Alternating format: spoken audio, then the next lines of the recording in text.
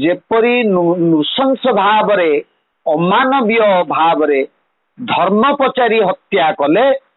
तार प्रतिशोध नबाकू जाई भारत बहु सुजोग देई एवं पाकिस्तान कौनसी बेआईन काम को हाथ को न नहीं भारत संत्रासवाद आतंकवाद मानंकु निहत करिबारे गतकाली रातिरे सिंदूर नामक एक ऑपरेशन रे सफल हैला एवं शताधिक आतंकवादी भारतर क्षेपणास्त्र रे निहत हेले। ये क्षेपणास्त्र कौन थिला भारतर नागस एवं ये नागस क्षेपणास्त्र किपरि ना आकु कुहाउची इंग्रजी रे सुइसाइड ड्रोन। ये आत्महत्या करने परी गोटे ड्रोन जी कौन सी प्रकार राडर को अतिक्रम करी आतंकवादी मानकर चिन्हट करा जाइथिबा घर उपरे निजे पड़िला सेमानकु मारिला और निजे मरीगला। तेणु ये नागस अस्त्र भारतर एक सफल अस्त्र जहा आतंकवादी मानक गहन रे समग्र विश्वर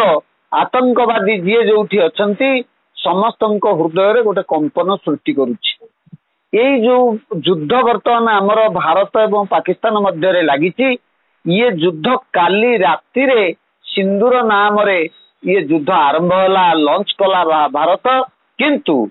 2025 मसीहा एप्रिल 22 तारीख दिन जो घटना आतंकवादी माने भारतीय पर्यटक मानक उपरे घटेई सेमानकु कहिले तांकर मरिथिबा शहीद हो जाइथिबा लोक मानकर परिवार लोकंकु जे तुमे कहिदब तुमर नरेंद्र मोदी को आज नरेंद्र मोदी किपरि भावरे आचरण कले सेमानक प्रति तो सेमानक किपरि भावरे कड़ा जवाब दियागला से कथा सेमाने एबे अनुभव करुछन्ति। किंतु ये युद्ध पूर्वरु गोला बारूद बिना गोटे युद्ध भारत करि सारी थिला ता होची जल प्रहार वाटर स्ट्राइक जल प्रहार रे दुई प्रकार प्रहार करिछि भारत। गोटे होची झिलम नदी रे बन्या सृष्टि करेबा एवं सिंधु नदी रे जल को बंद करदबा। ये जोड़िए प्रहार कारण रे पाकिस्तान संपूर्ण दोहली जाइथिला बेले पुणी गतकाली राति रे भारत एयर स्ट्राइक परी एक विपुल युद्ध रे जयलाभ करिछि एवं जदि पाकिस्तान भारतर ये घटना उपरे नीरवता रक्षा न करी पुनश्च किसी त्रुटि विच्युति की हाथ बढ़ाए ताहले ये कथा आगामी दिन रे भयावह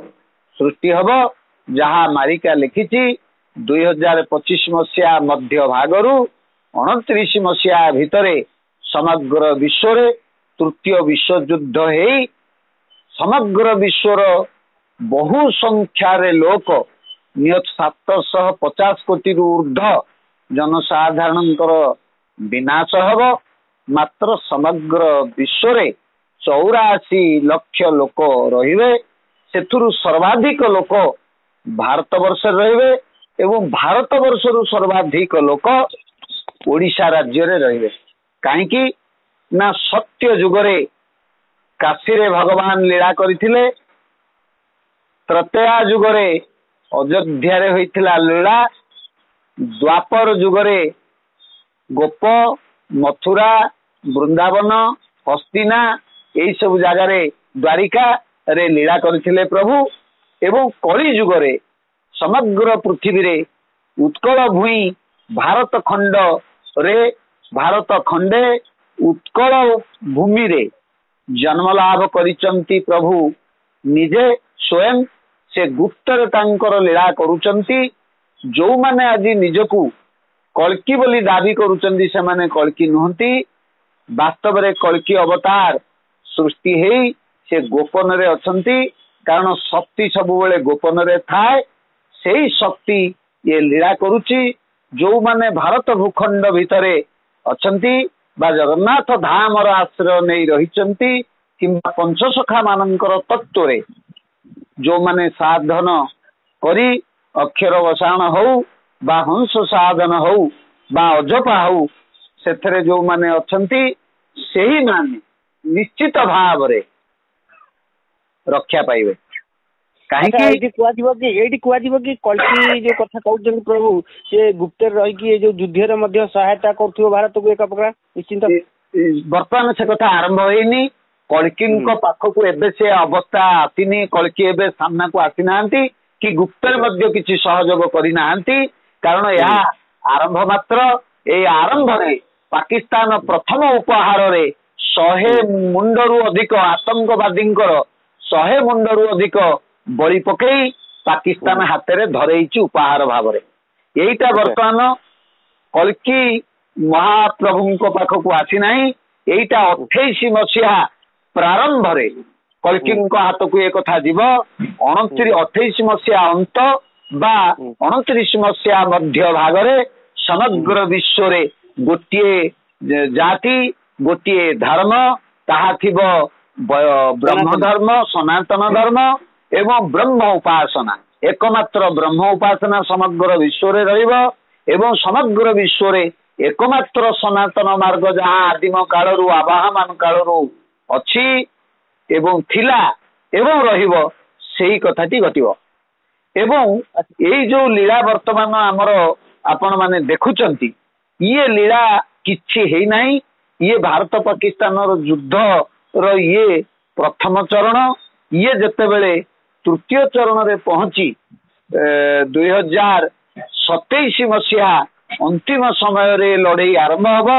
सेतिकी बेले आपण देखिबे जे केउ माने पंचसखांक नीति रे जगन्नाथ धाम रे जगन्नाथंक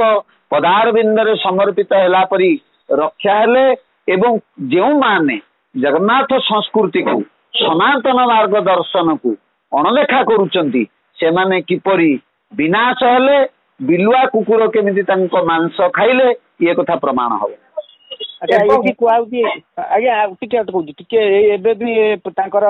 पाकिस्तान पक्षर आसलानी जे एतिकी जदि आउ अधिका किछि स्ट्राइक करे भारत तो छड़ा जीवन बोली माने आसिलानी धमक हाँ अच्छा अच्छा ताहले टिके रही